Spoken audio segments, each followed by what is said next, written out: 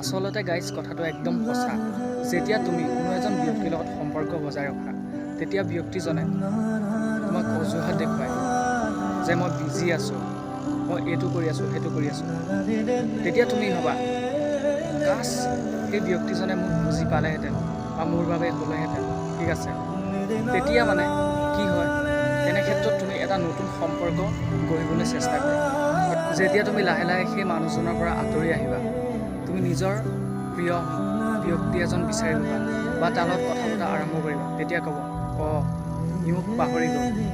আচলতে তেওঁ এইটো বুজিব চেষ্টা নকৰে যে তুমি তেওঁক পাহৰিছা কিয়।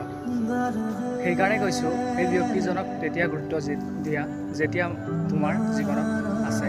আঁতৰি যোৱাৰ পিছত গুৰুত্ব দি লাভ নাই, কাৰণ সকলোৱে নিজৰ জীৱনত নিজৰ পচন্দৰ ব্যক্তিহে বিচাৰে।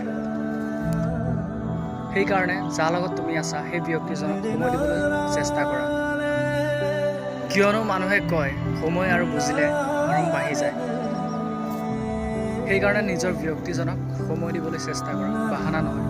বাহানা দিলে এটা সম্পৰ্ক ভাঙি যায়। যিমানেই পাৰা সিমান বুজাবলৈ চেষ্টা কৰিবা, তেতিয়া সম্পৰ্কটো অতি গভীৰ হয়। Thank U.